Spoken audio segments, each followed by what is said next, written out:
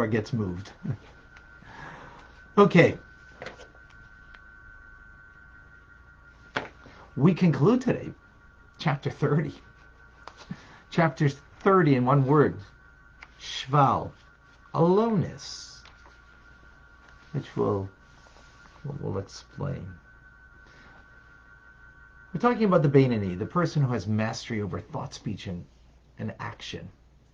Not righteous, but hey, pretty accomplished individual, having self-mastery. We are self-proclaimed BITs, Beinoni in training. That's where we're going. So in that training, how do you view other people? People that are actually, when it comes to success in life, connection to the Almighty, are much less accomplished in fulfillment of on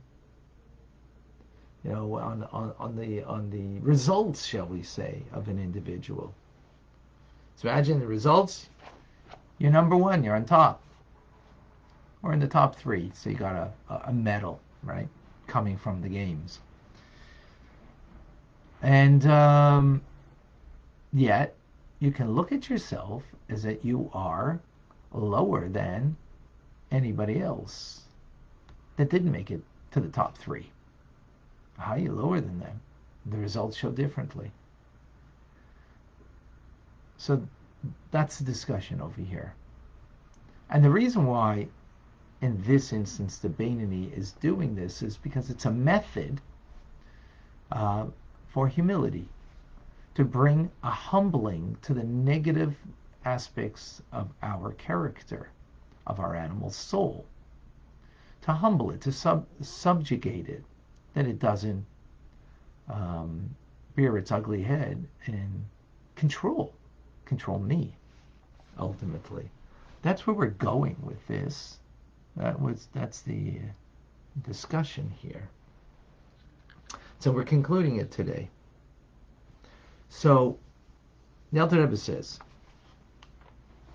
that in truth, that the person who is a scholar and only wishes but to become close to God and to do what God wants, yet compared to what we call kal shebekalim, the most a simpleton worthy of unworthy, in comparison to that person who in results is definitely far below, right, who is has an impulse, a negative impulse of the animal soul that is very strong. They're, street corner squatters who are remote from the service of God. That's not what they're fully engaged in, as opposed to the Beinoni, or this person wants to get close to God. Yet, the Alter Rebbe says that the responsibility and the guilt, not guilty as charged, so to speak. Well, I don't know if that's the right word, but the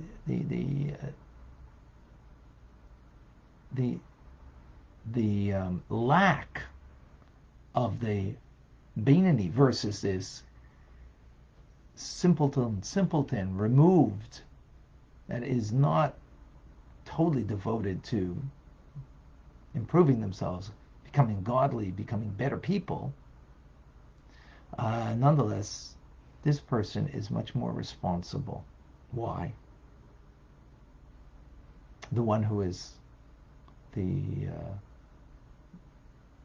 scholar, the Beinoni.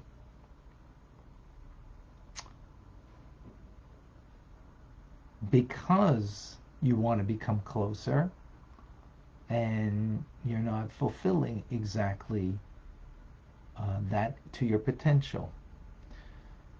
Our sages said about Elisha ben Avu, who was called Acher, who was a great Torah scholar and became an apostate.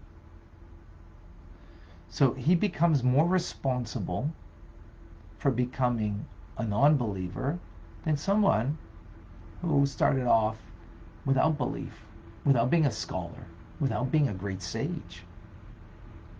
As the Talmud, our sages say in the Talmud, because he knew my glory, and in spite of this,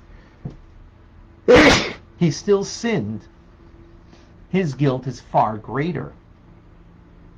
Therefore, say the sages, that an illiterate person who does a deliberate sin is regarded as their sin is inadvertent act.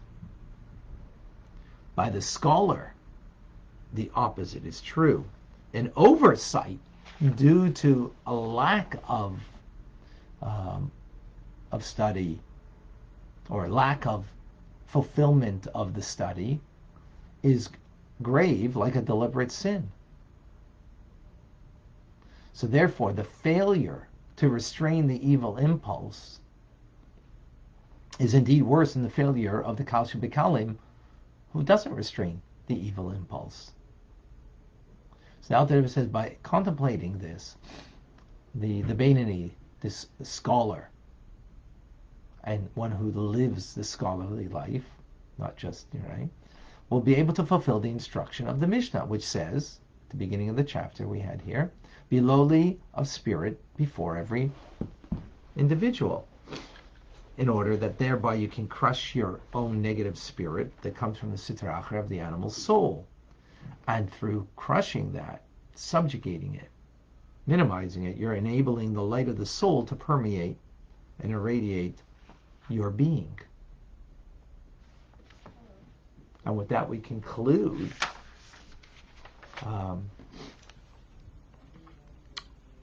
chapter 30.